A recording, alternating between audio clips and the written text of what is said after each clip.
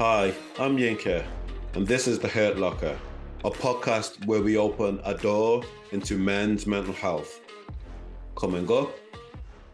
I'm a comedian and a writer and a tired dad. I'm quite a workaholic, and I suffered immediate anxiety attacks. I'd never had that before. I see it as a period of collective trauma. Chest palpitations, I felt sick. Imposter syndrome's always huge. I'm always sure someone's just going to go, hang on, are you just winging this? Is it stopping? Is it slowing down and stopping forever?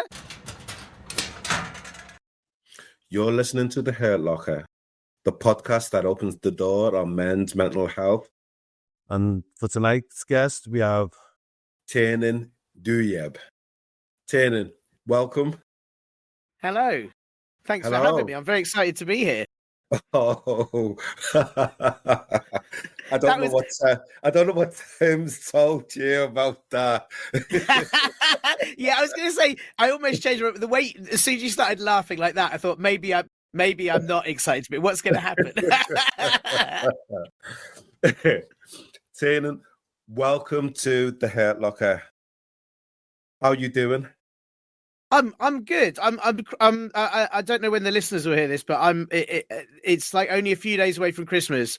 I am crawling to that finish line right now. I'm desperate to hibernate and just eat crisps and nothing else, but otherwise good. You are not alone. So many of my friends who are therapists, I see them now and they're coming out in spots and all kinds of things. And it's the body's telling them, you need to take a rest. You need to take a rest.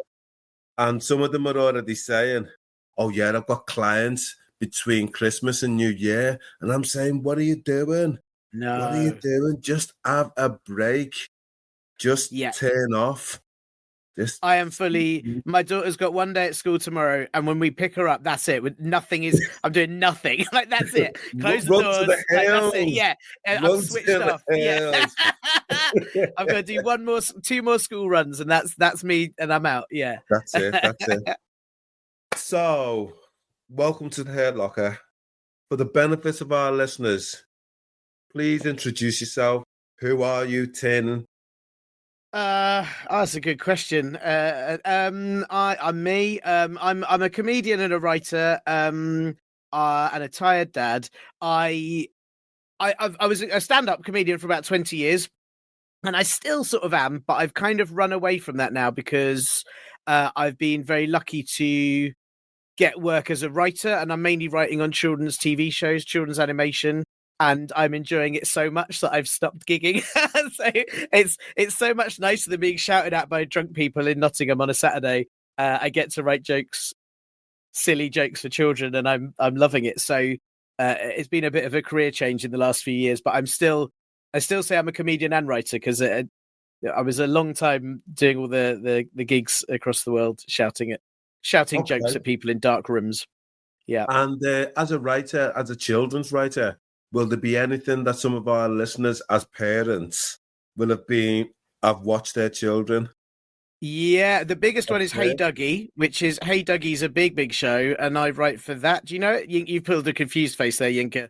That's a confused. My kids are what? Go on. What's the demographic for that age? That's preschool. I'm guessing your kids are too old for Hey Duggee. Yeah, that's fine. But it's won Emmys and BAFTAs, all the award things. But wow. It's good, and so mainly at the moment. How old are your kids? Did you say, Yinka? Oh, my younger ones are early teens.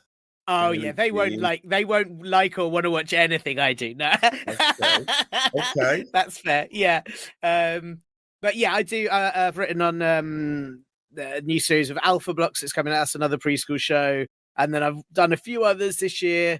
And I write for a kids podcast called and I co-host it, called Bust or Trust, a kids mystery podcast, and that's gone really big in the last year or so, which is really nice. So I host that with a comedian called Athena Kublenu, who's very funny. So yeah, I've just seen. Yeah, it's award-winning. I should say it's an award-winning podcast. Our producer that told us it's huge and award-winning. My God, we are so humbled to have you on our. No, don't be. I didn't win any of the Hey Duggee won awards before I joined, so I don't think that counts. Listen. Basking its glory. Bask in its glory. I will. I'll take what I can. Yeah. That's right. So, Tiernan, welcome. This podcast, we've been doing it for a short while now, and it's very much about men's mental health. So we're happy to invite you and for you to accept our invitation to come on here. So let's just dive in now. What's in your hurt locker? That's a good question. Do you know what? I'm probably quite annoying for your show because I'm an annoyingly happy person. and I am. I don't know why. I'm weirdly optimistic about things, even though I shouldn't be. And I think a lot of my anxieties, like I tell you, the first time I got anxiety ever in my life, and I did get it hard, but during the pandemic, I was mainly a stand-up comedian, and I was about to go on tour with a very, very big act, and it was going to be a year and a half's worth of work, and I lost all that work overnight when the pandemic hit, and I suffered immediate anxiety attacks. I'd never had that before. I felt chest palpitations, I felt sick, and I felt genuinely terrified. And that hit me very hard. And I was lucky I had a little bit of savings that kind of kept me alive. And more importantly, get my family. I'm a parent. But I've been very lucky. I had a good few months of that, and I'm rubbish at exercise, but it was the first time I started exercising, almost to get myself out and do anything and use that little hour of time we had outside.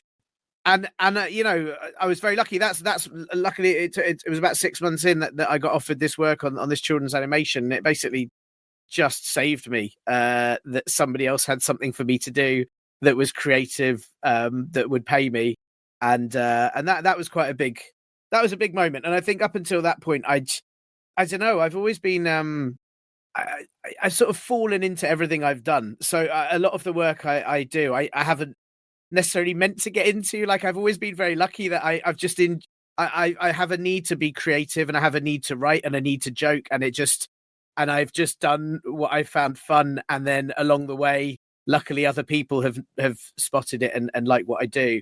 But I still always get the fear as a freelancer that one day there'll just be no more work, and that's it, and it's gone. You'll be found out, as it were. Yes. Yeah, that's it. Oh, well, imposter syndrome's always huge. I'm always sure someone's just going to go, hang on, are you just winging this? And I'll be like, yeah, that's all I've ever done. I've never had a clue what I'm doing.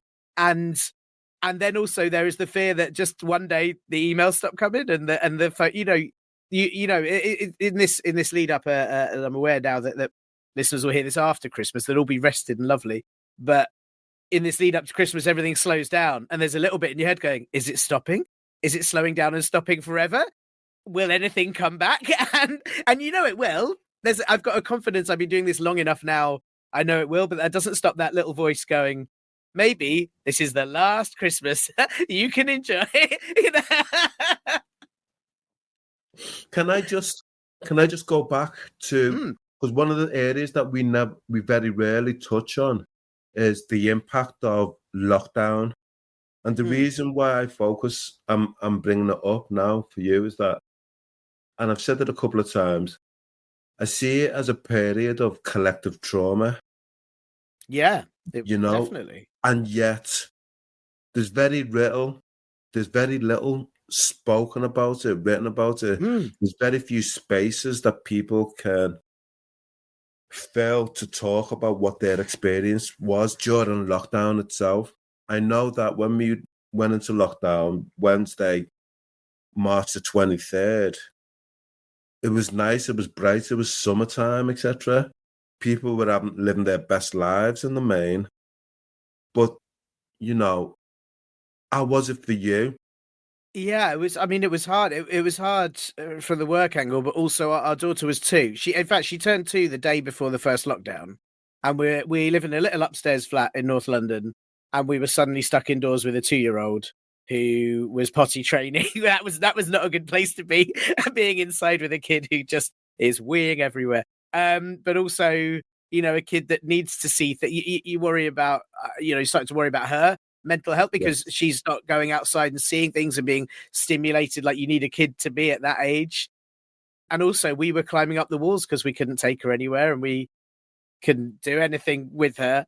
We were stuck indoors, and so that combined with the lack of work, it was very hard. And I had I'm a type 1 insulin dependent diabetic, and I've been diabetic since I was 4 years old. And I sort of don't. I do think about it, but it's my life. I've never known any different, if that's a weird thing to say. Yes.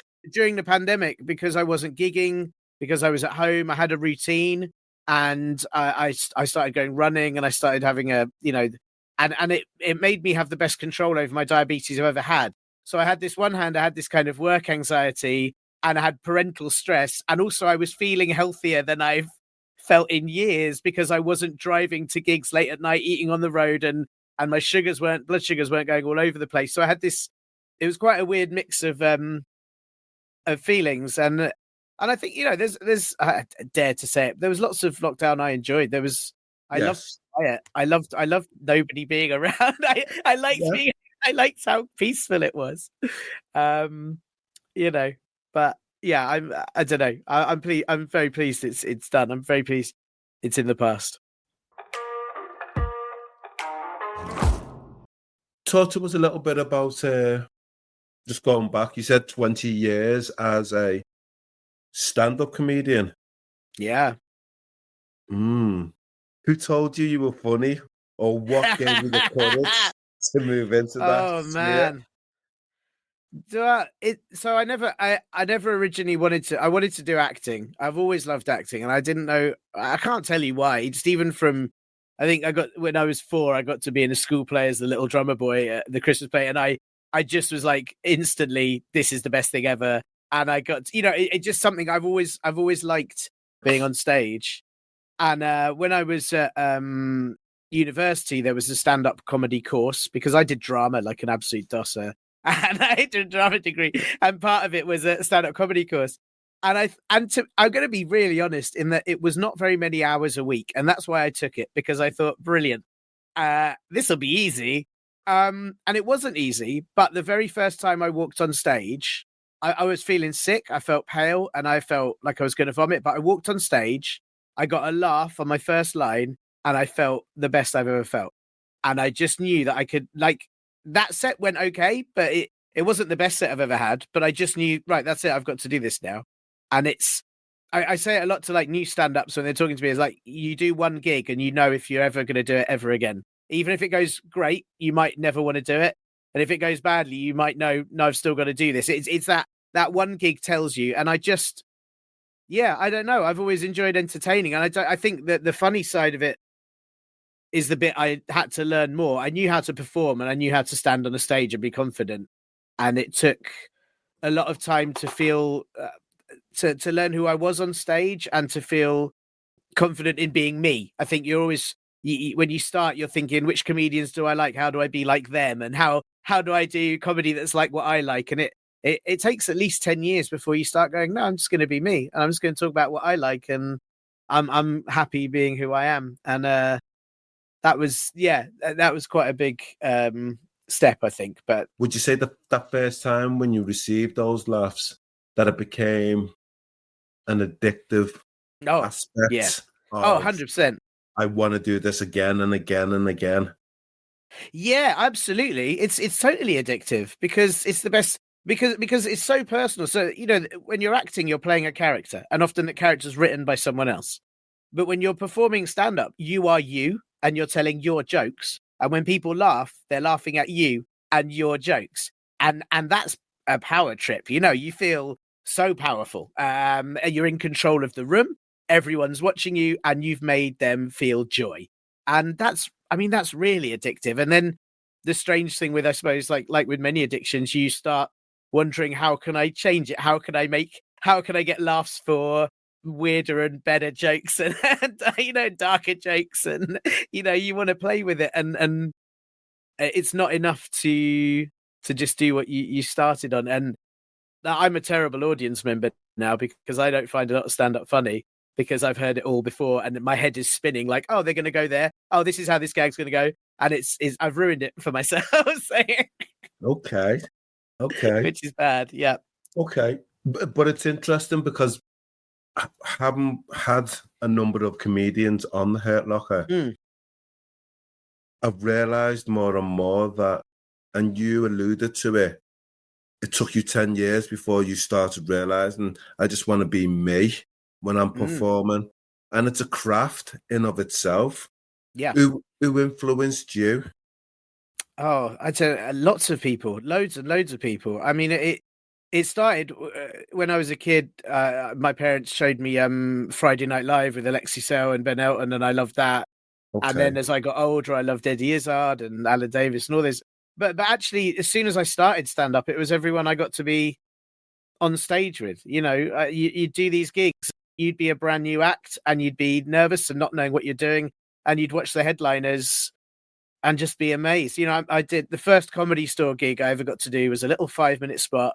And I was on with Phil Nichol, Reg D. Hunter, Ed Byrne, and Seymour Mace, and all four of them, I just worship. I just thought, I couldn't believe it. You know, I couldn't believe what they were doing and the control they had over the room, and how funny they were. And I think throughout my career, it's not, that sounds unfair to those stand-ups who I all still really admire, but it changes. You know, you suddenly see a different act doing something that you've never seen before. And then now that you're the person, and I'm going to do a horrible name dropping clunk thud, but I'll pick it up. Is that all right? I'll pick it up. Don't worry. Thanks, man. This is how I know you're a professional. Yeah, it's that I got to be the support for Frankie Boyle for about 7 years. Quarter. Yeah, there you go. Thank you, man. Thank you. I appreciate that. And I love Frankie, but I genuinely like getting to watch him every night, because I'd be supporting him every night for like weeks and weeks on end. And I would watch him on the Monday do a joke that was maybe a line, and it would be brilliant. And on the Friday, it would be 10 minutes of gold, of gag, gag, gag, gag. And he just had built it over the week, and every line would make people laugh. And I was just watching it from the side, I couldn't. It's incredible. Yeah, and I've just seen producer Tim saying that I did write for him as well, which was like, that's quite like? Empowering. Empowering for him. Yeah, well, some of the writing was intentional writing, and some writing was he would see me do a gag and say, can I have that one? That one's great. I'll pay you for it. And I was like, wow, it really blew my mind, because that's never really happened to me before. But especially when it's someone you admire. You've made it then when Frankie Boyle saying, can I have that gag and I'll pay you for it? Yeah. It happened quite a few times. And he, I really like working with him, though. I feel like I learned a lot. And it's any time you work with a comedian that you really admire, and then they also like your stuff, that feels like the best thing, because it's strange. You want the audience's admiration, but really you want the comedians backstage to be impressed almost more. They're your peers, you know? They're your peers, absolutely. You took the words out of my mouth. And to receive that acknowledgement of them, I dare say it elevates you as well. Yeah, it really elevates you. And I think there's don't know whether I should tell potential audience members this, but like, as a comedian, you do learn to say, obviously the audience is important, but sometimes when they're not good, it is their fault. Sometimes, not always. Absolutely. Sometimes it's your fault, and I would take the responsibility. But sometimes you walk into a room and you just go, nope, not you. This is not going to work. So wait a minute. So that's interesting, because I know a few comedians talk about coming to Liverpool and finding it can go very, very well, or it can be really challenging. And I'm seeing you with your hands over your head. Go on, then. Tell me, where's been challenging for you? Do you know, this is my Hurt Locker moment. This is what I should have brought up at the beginning. Do you know? Because I've had nice gigs in Liverpool, and the Unity Theatre is beautiful, and I love that gig. But I dared do Baby Blue. I did Baby Blue a couple of times, and one weekend I remember in particular. I don't know what it's called now. I think it's changed. It's before all Hot Water. No, it's not because Hot Water's there now, and that's a big purpose-built club. But this club was Baby Blue. It was right by was that in the Albert Dock? That was in the Albert Dock. Yeah, that was it. Yeah, that's it. That's the one.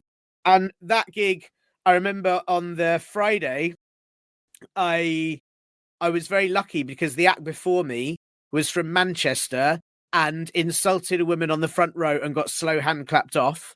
And then as a result, I got to go on and not be him. And I actually did quite well, right? So I was like, oh my God, I'm going to nail this. This is my gig. And I went on the Saturday and stupidly the host went, this guy really rocked it last night. And then I died on my ass so painfully because they all like, oh, you did well, did you? Well, we'll prove you wrong.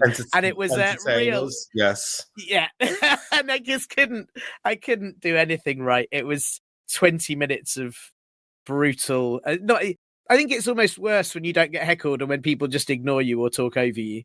That's worse because it's like they just don't care. You've made no impact. If they heckle you, you've made them notice you. And I think that's, a better result. But yeah, I say that it wasn't the worst. I've had much worse gigs, and I regularly think of one in the middle of Wales that I did at a venue I'd been to quite a few times. I'd tell you, it's October 2014. I remember it this well, and it's Blackwood Miners Institute, and I'd been there several times before, and I'd loved it. And I don't know what happened this night, but the compere introduced me on, and nobody even clapped. They didn't do the normal clapping like they would when that comes on. Just nobody did anything. And then I went on stage and I performed to complete silence for 30 minutes. I tried talking to them. I tried jokes. I tried stories. I tried improvising. I got nothing. And then when I left, I got nothing. And then when the next act came on, he came on to rapturous applause and stormed it. And I still don't know what happened. Wow. I still don't know what happened to this day. How do you reflect on that? Oh man, I think it's experience. Early on in my career, I took it very hard. I took it very hard, and I do remember an act called John Fothergill. He's up in he's from Newcastle. He's in London, but I remember him saying to me, I came off stage after having done a terrible 10 minutes and really bombed, and I was really sad. And he just went, "What are you going to do about it? What are you going to do about it?" I was like, "I don't know." He's like, "Well, nothing. It's only 10 minutes. It's done now. And you don't have to do it again." And I was like, "Oh, yeah." And it was a really good, I don't know, it felt like really good advice. I couldn't immediately do that. But just knowing that, yeah, it is only 10 minutes. It is only 20 minutes. You get through it. And then there's a saying, we always say you're only as good as your last gig. But that actually is more like you've got that one out the way. There's another one to come. You can, Absolutely. you can beat it again. But I say that it still took me years. I think it took me years and years to really be able to deal with a bad gig, and then it got to a point where I was just like, happens, and it hardens you in a, I don't know if it's a healthy way, but it's definitely, I feel it's made you. It makes me feel more confident about all these sort of things. Like I get writer's notes now about my joke, and I'm like, oh, okay, it's just a note, it's fine. I just deal with it, and I'll write, I can work around this and I don't get sad about it. And I think I think I've got that through stand-up. I'm sorry. No need to apologize. A number of comedians have spoke about the isolation of traveling from venue to venue, staying in hotels, etc., etc. How have you coped with that? Yeah, it's really hard, and I think this is another reason I moved to write it, because I don't like being away from my family. I don't like being away from my daughter. I don't want to be away for weeks on end anymore. You're rarely put up in a nice hotel. It's very rare that you're in a good hotel. You're often in a bleak little place somewhere off a motorway. And it is hard. I think there's a lot of good camaraderie between comedians. That's what keeps us going. You're often there. It's a small world.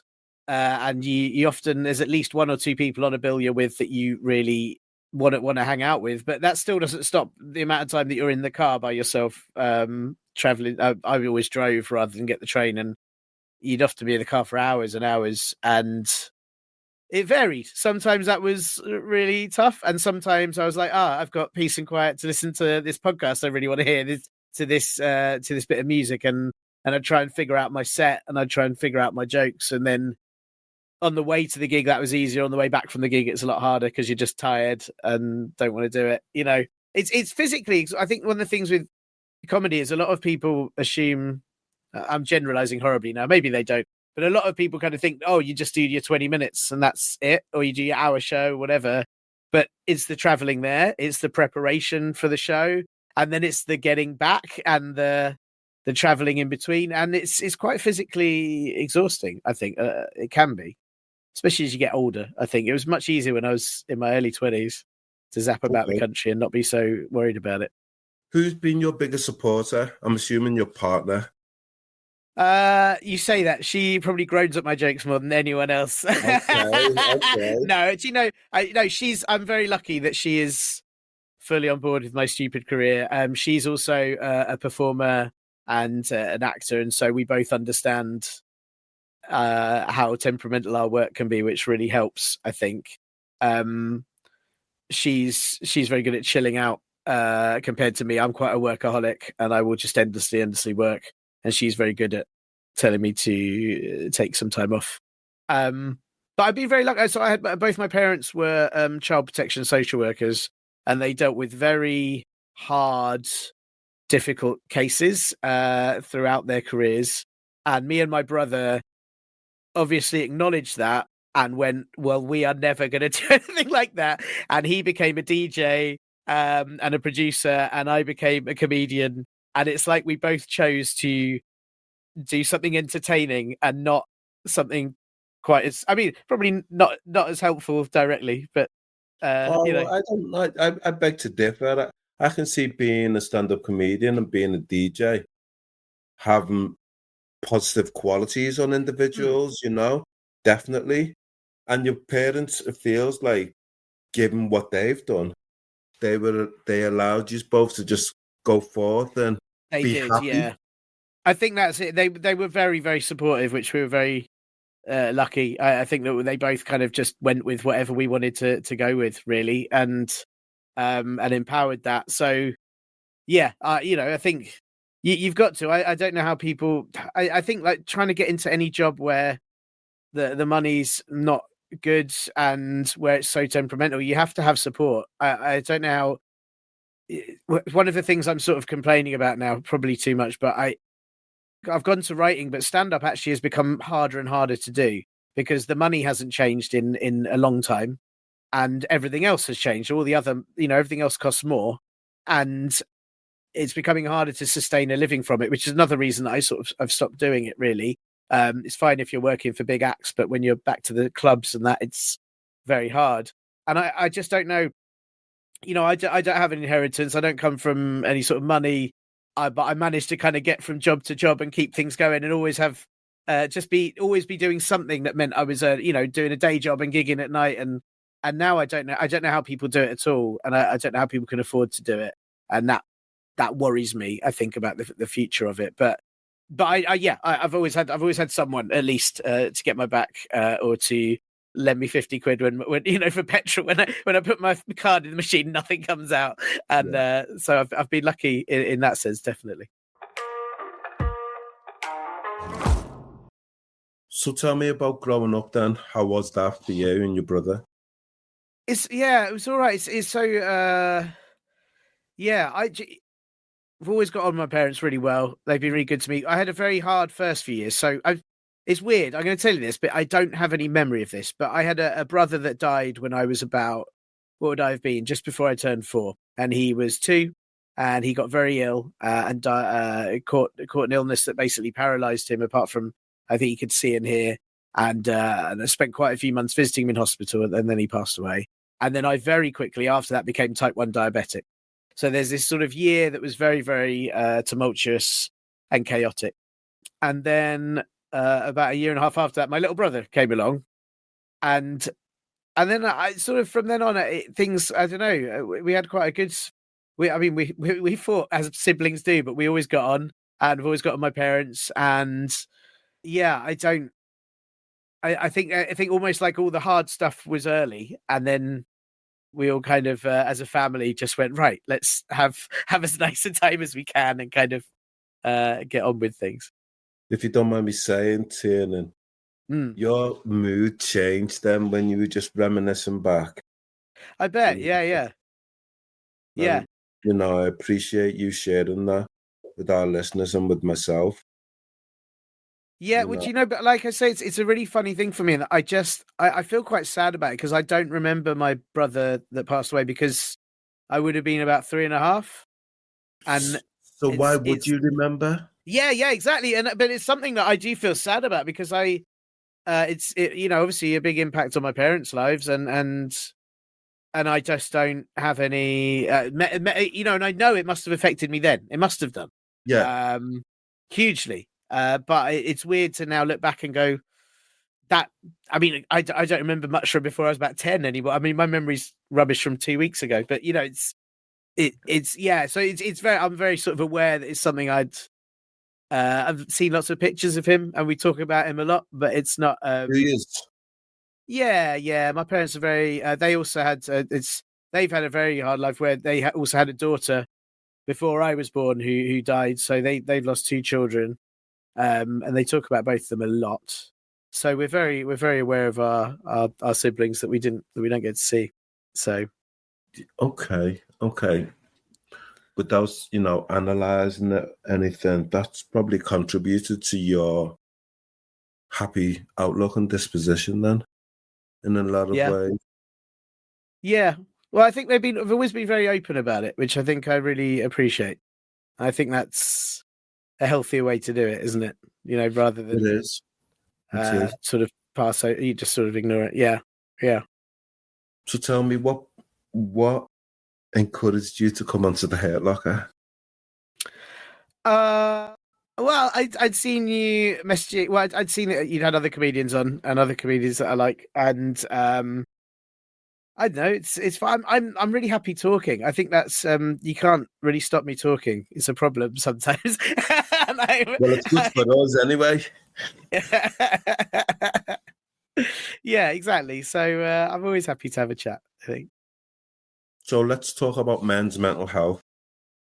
One of the big things for us on the Hurt Locker is about how we want to encourage more men to come forward, more men to be open. You spoke at the beginning about going into lockdown and experiencing panic attacks. Was that your first time of any type of challenges, as it were, with regard to mental health? Yeah, it's the first time I think of, but I mean, like I said, I regularly would have bad gigs and then it would really ruin me. It would really hurt me for days. But I probably didn't acknowledge it as a mental health thing as much as it's part of this stand-up career that I have to do. It's almost probably gave it an excuse of being part of the job. But I think, yeah, I don't know. I've always had a good bunch of friends around me, and I've always not felt worried about my future. And I think definitely as I kind of collapsed into my 40s and the pandemic hit, that was a real moment to go. I think that made me feel very mortal very quickly. And Okay. I don't think I was prepared for that feeling so suddenly. And again, I think that stereotyping it, but having a kid, you suddenly go, oh right, and now I've got to look after you too. This is all really serious. Everything closes, it focused in very quickly, I think. What's your network of friends like? It's good. I've got 3 very, very close friends who we have known each other since we were 15, and we have an endless WhatsApp that I have to turn off sometimes to get any work done. And we see each other when we can. It's hard because we're all busy. But then I've also got other very close friends from the comedy world that we would try and see. I'm very lucky that one of my friends, Howard, he's now writing in animation, so I get to work with him now, which is nice. And I try and go to a lot of. There's a nice thing with writers. And particularly sort of writers for children's TV, they have quite a lot of conferences and a lot of meetups, and they are generally an excuse to have a drink and hang out. And I go to as many of them as possible because I enjoy seeing everyone, really. Because I have to write at home by myself all day. Well, do you know what? I'm lying here. My wife also works at home, so we're both in the same flat.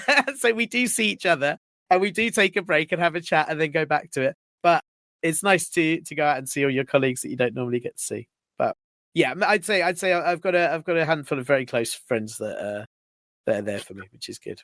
And it sounds like, especially your friends who you've known since you were 15, that they're there for you and you're there for them. Yeah. That feels important. Yeah. No, I think we're it's always felt very lucky to have them. Actually, we've always stuck by each other, always, which is great. And even I think we'll be spending New Year's together again, and we've always got, we try and fit in a certain amount of times to actually see each other too. So we can pretty much say anything to each other, which is what you need. You need those friends, Absolutely. Yeah. Can I ask, who's the most important person in your life? That was my daughter and my. Do you know what? I'm gonna have to put my wife second, but it's my daughter. She has to come first. Yeah. Okay. What if I said that it wasn't your daughter, it was you? Oh, that's I suppose so. I don't. Yeah, I never think about that. How does that feel? That's thrown me. You've thrown me. I wasn't thinking about myself at all. Yeah, that's fair, isn't it? Because if I wasn't in my life, there wouldn't be a me. So I get that. Yeah, but I think I talk about me all the time. So it's I suppose it's nice for me to talk about someone else every now and then. I've had a career of talking about me, so I get to. Okay. So tell me, because I had this conversation earlier on with the clients and that, what does love mean to you? Oh wow, that's a big old question. I think it's it's a warmth and a security and a responsibility. But one that I think it's responsibility you want. But it's also a friendship. I mean, there's different types, because I think the love I have for my daughter is just I don't know, boundless. I couldn't not. From the second she was born, I just knew that I had to look after her forever, and that was an instant feeling. And the love I have for my wife is, it's romantic, but it's friendship. We make each other laugh a lot, and we know that we're gonna be we will help each other out. We're there for each other, and even as just an ear to listen. But there's different types, I think, aren't there? There's Ta-da. Friendship love. I love my close mates. I think there you go. That's a love too. And that's again sort of being there for. That's a friendship and a security and being there. But it's a different type from the one I have with my wife. I think it's but not as different. It's not super different. So that's a complicated question, I think, because it's such a raw emotion, isn't it, love? And you just know when there are people that you need to, that you've got it for, and that you need it from, I think. When you were doing your stand-up, how would you describe it? My stand-up? Yes. As in how I felt, or how my stand-up was for other people? Was it political? Was it observational? It was, I when it changed, it started off being really silly observational, but just kind of mucking about, and it became more political. It became very political, probably from 2010 onwards. I wouldn't like to say exactly why, but it became very political. But my whole thing was that I didn't want to be ranting at people. I didn't want to lecture them. I wanted to make a point while being stupid and friendly about it. So if I was going to tell you why things were wrong, I wasn't going to bore you. I wasn't going to tell you I knew more than you. I was going to tell you that I didn't understand it, and that I need to be smiling. I discovered early on that I was seen as being a very friendly comedian on stage. So there were certain jokes and tones I couldn't get away with an audience, because they wouldn't trust me.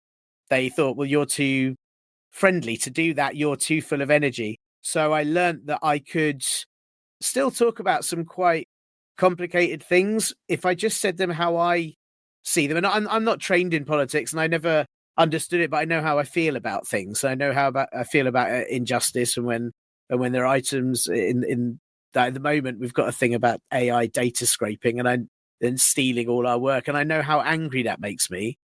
So I could just sort of try to be, how would I talk about this? How would I joke about it? And not be anything more than I am, you know. So that's what it became, I think. Yeah, and I think one of the reasons I moved away from stand-up is actually it got to a point where I did a weekly comedy political podcast, and I really enjoyed it. And then there came a point where it was too much, and I had to stop watching the news, and I couldn't really deal with the news anymore. In what sense it became too much? Well, I think it was just so relentlessly bleak. It was so relentlessly bleak for so long, and I would say it still is. But when you're having to read it constantly to make jokes about it, then you're having to absorb more than you perhaps would if you were just reading it in passing for general interest. It takes a toll. It does. It really takes a toll. And I found it was really affecting me and really making me quite miserable. And then, you know, adversely, writing for a children's TV show is full of joy. And it's always about the themes of love and friendship. And it made me feel considerably happier. So, you know, I think that was a real conscious decision, changing because of that too. And I've really diluted how much I watch the news, which is hard, because I think we should be aware, and particularly need to be aware of what governments are doing and responsible for it, and play our part. But when you're so focused in on it, it's unhealthy. I think particularly the way our news is represented, and how focused it is on misery and awful things that are happening, rather than any positive news, I think. Do you because of this? I'm wondering, in spite of this and your experiences, do you have hope for the future? Yes and no. I think climate. I have a lot of eco anxiety. I think that terrifies me, but I have at the same time big hope in, you know, the attitudes of younger people. I think are amazing, and I think the ways in which attitudes towards each other, while there is still negativity and it's often overrepresented, I think that generally most people are better at being aware of each other and understanding of each other, I think, in my experience. And I think, do you know what, just to go back a bit, one of the things I missed from stand-up is I traveled all over the world, and everywhere I went, you realize people are great. Like, they're really great, you know. You know, and I appreciate that I am both a white man, and I am also a comedian. I performed, but it wasn't that. Everyone was just welcoming and nice, and everywhere I went around the world, I met nice people, and I just thought, and I miss that. I miss that traveling and that nice bit of grounding you get from where you leave your area and go, actually, people are people everywhere, and there's great stuff everywhere, and that makes you feel so much better about the world, I think, in the future. But just going back, I think where my fear comes in with eco anxiety quite a lot, and also the fact that after having looked at politics for so long, it's seeing all the same stuff repeated again and again, and feeling every time you think maybe there's a possibility we'll get somewhere different, and it's heartbreaking when it doesn't. No, yeah, exactly. So, you know, that's a shame, and I. Yeah, so I think that's hard. It's hard to be positive when that keeps happening. What future do you have for your daughter? What future do I have for my daughter? As in, what do I envision for her? Yeah. I don't know. That's, to be honest, I don't know. I don't know what the world is going to be like, because I feel like it's changing very fast. You know, even in terms of things like how much kids right now are being affected by social media or by smartphones, or how that conversation is big and addicted to YouTube and TikTok, all those kind of conversations. And at the same time, in 10 years, none of them might be around. I have no idea. Genuinely, it feels like it's very unknown, and technology is changing, and the situations we're in are changing. You know. I mean, just even as I got to go to university because I got a student loan, which I'm still I haven't paid a penny of it back. Don't tell anyone. But I've still got a student loan. It's sitting somewhere. Yeah. But I don't know, like when she's older, university's now so expensive. I don't know if they'll exist. They're being dismantled. I don't know what jobs there will be. So I just kind of focusing on what she wants to do now and what she's interested in and really kind of pushing that and supporting that. And yeah, I genuinely don't know what the world will be like. I mean, I think, like I said, with eco-anxiety, I think about all the countries that we're looking at where we can go in the school holidays, and there's so many countries you can't go to in the summer now because it's too hot or flooded and you think, right, well, I don't know where you'll travel to when you're older because I don't know what they'll be, and that's quite bleak. It's quite bizarre when you reflect on it, when you say it like that. Yeah, it's quite bizarre. It's really it's bizarre and it's scary, and I think there's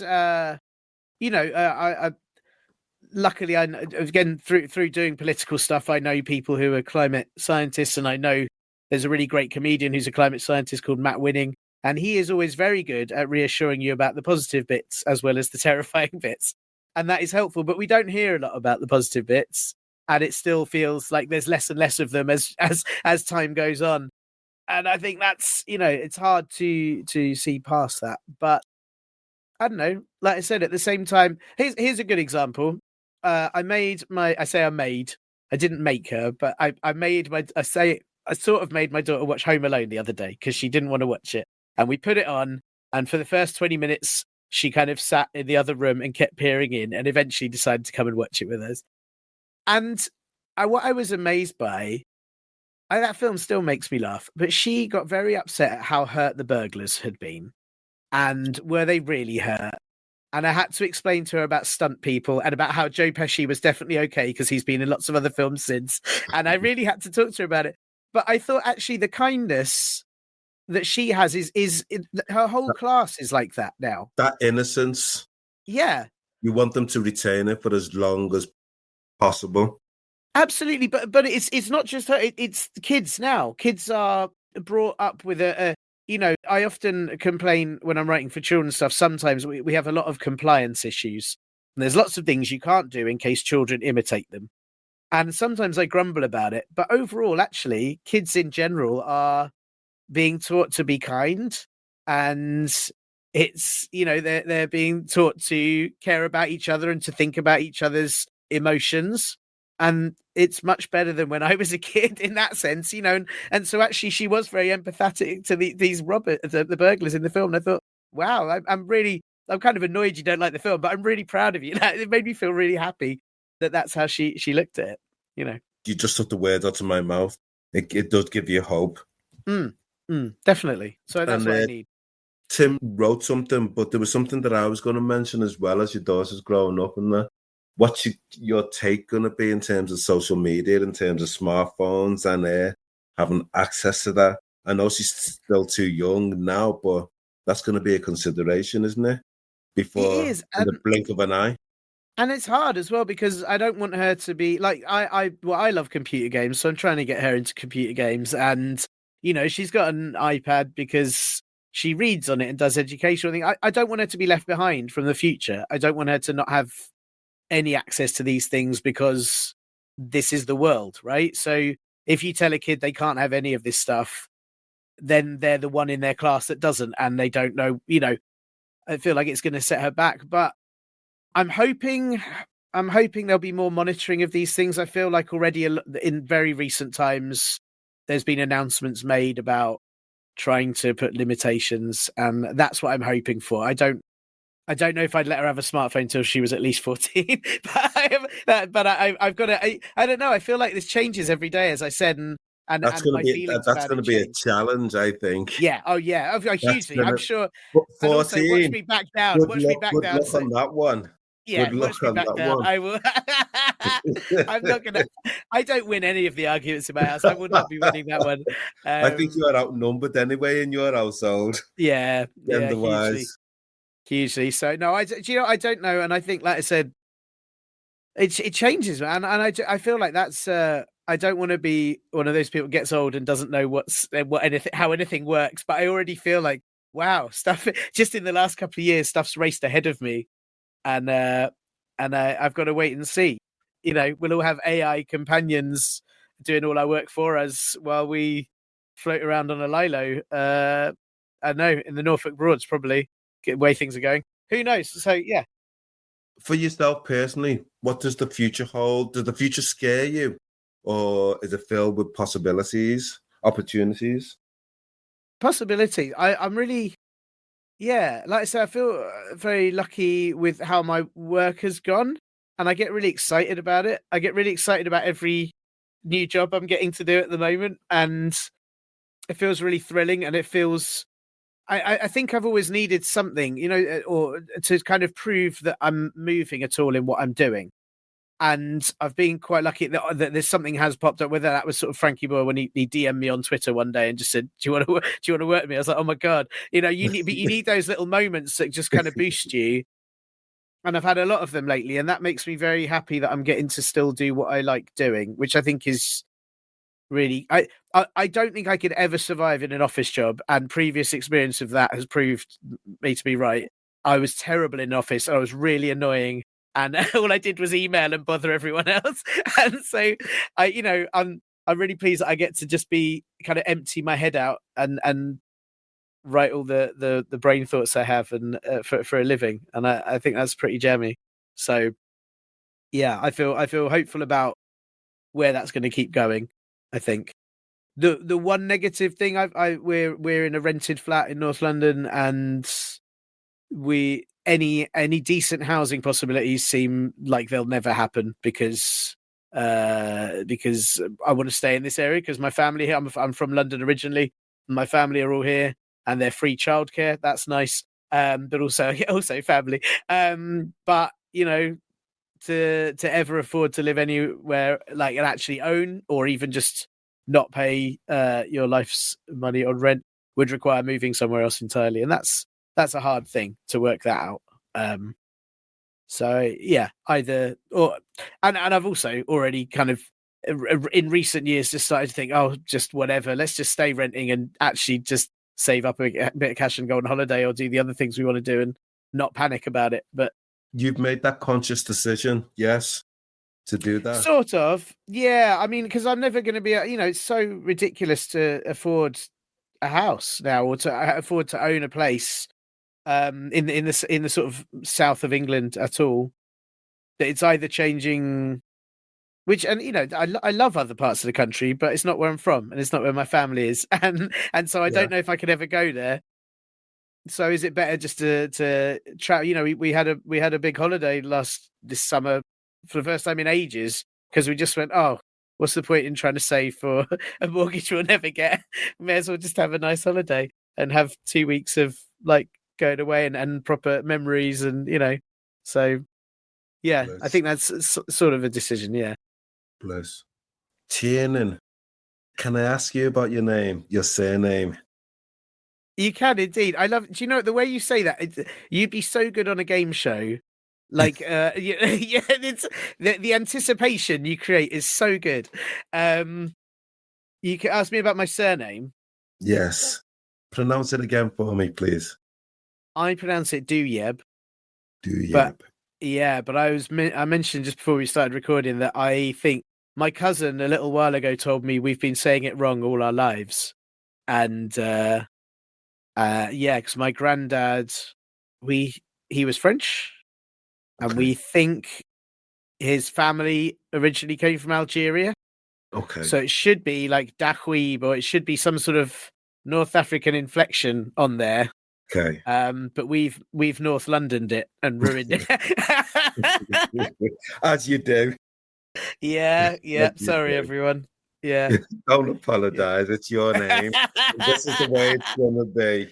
Hey, do you know what? I had to do what I can so it didn't sound like dweeb. That's what I had to do. As long as that's right. Well. You've done well. You've done well. Thanks. Tiernan, thank you so much for coming on. And thanks for having me. It's been a pleasure. And thank you for sharing you with our listeners. The Hurt Locker is a safe space for our guests to openly share their mental health experiences. If you have been affected by any of the content in this recording, then please reach out for support.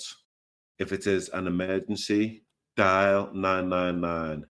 If you would like to talk to somebody today, then please call the Samaritans on 116 123. Stay safe. Thanks for listening to this episode of The Hurt Locker. Please give us a rating or share with another listener. You can also follow us on Instagram and Facebook at The Hurt Locker Pod.